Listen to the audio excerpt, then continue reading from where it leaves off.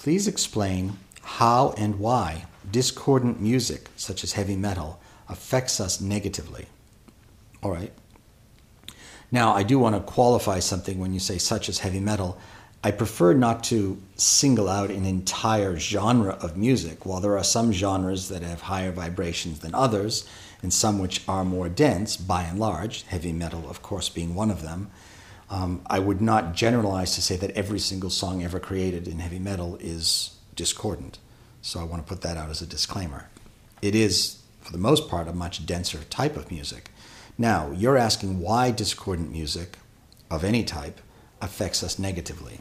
Well, again, if it's interesting, I wasn't thinking about this question when I opened the teleconference tonight, but I talked about the sound being the highest vibration of outer creation. Well, within that context, different sounds hold different frequencies, different resonances of sound, different combinations of sound, and different harmonics, pairings of notes, frequencies, and pitch. They all hold different harmonics and different vibrations. And then also when paired together and presented in a certain way, they create not only synapses of energy that invoke and call forth divine energy, but they also have alchemical ways of opening portals and doorways into our divinity, into other dimensions.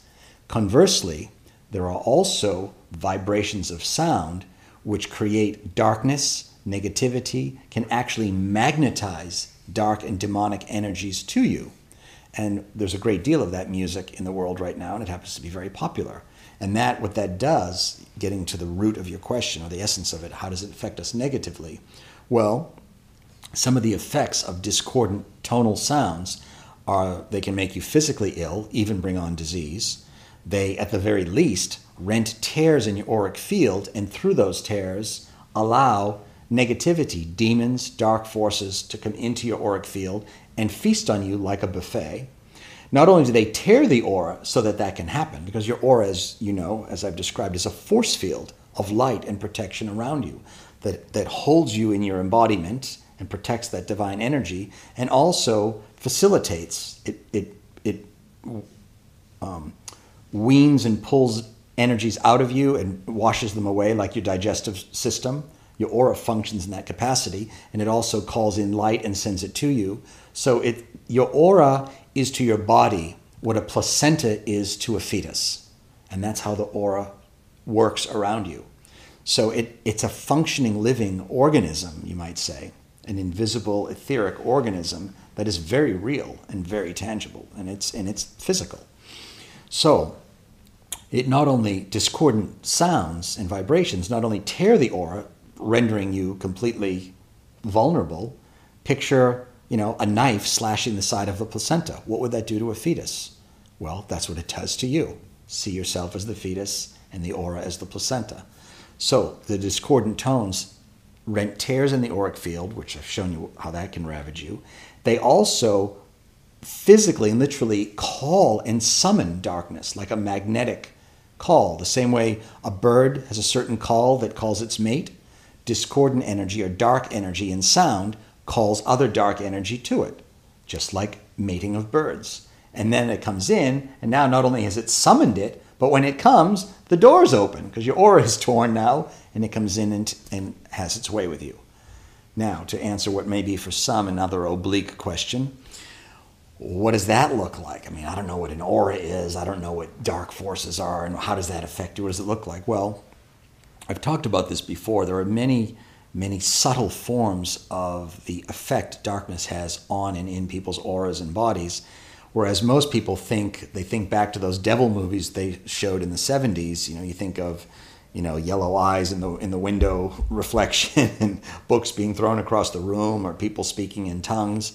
Those things do happen and they're real, but those are really extreme scenarios. There are more than 90% of the effect of darkness and dark forces on people are so subtle that people would never know that it was darkness affecting them, and they would never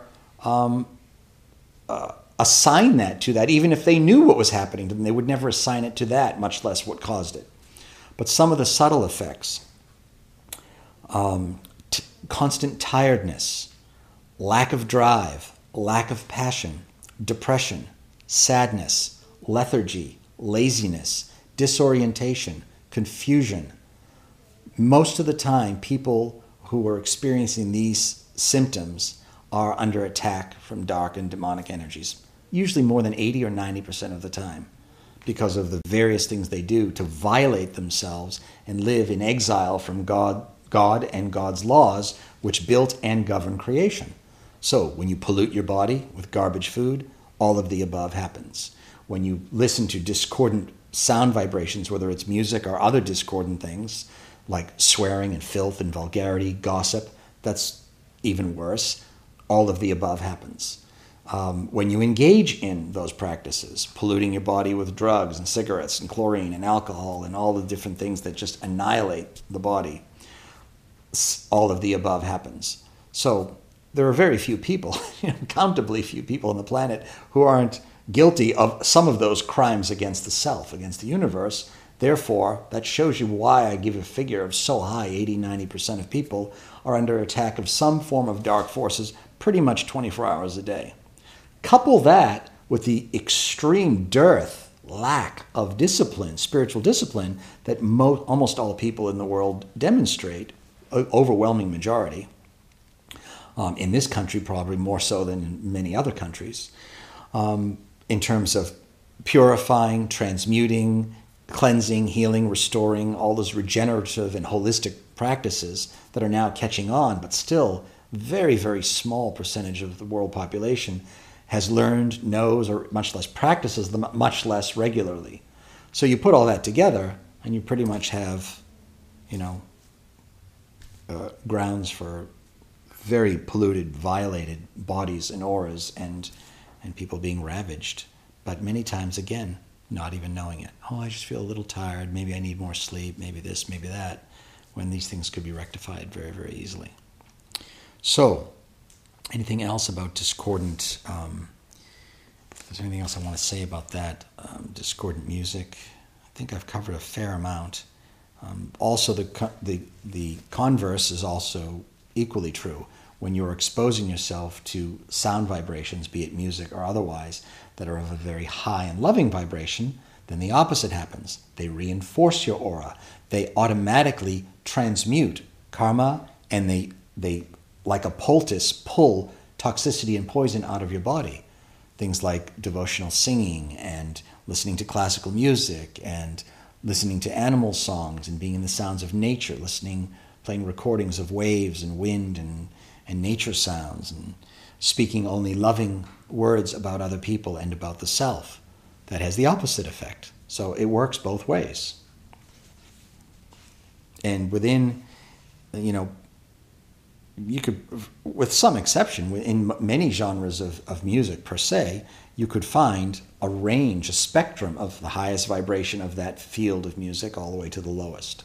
As I said in the beginning, there are some that by and large have a higher vibration. For instance, like classical music. True classical music is some of the, if not the highest vibration of musical sound in the universe.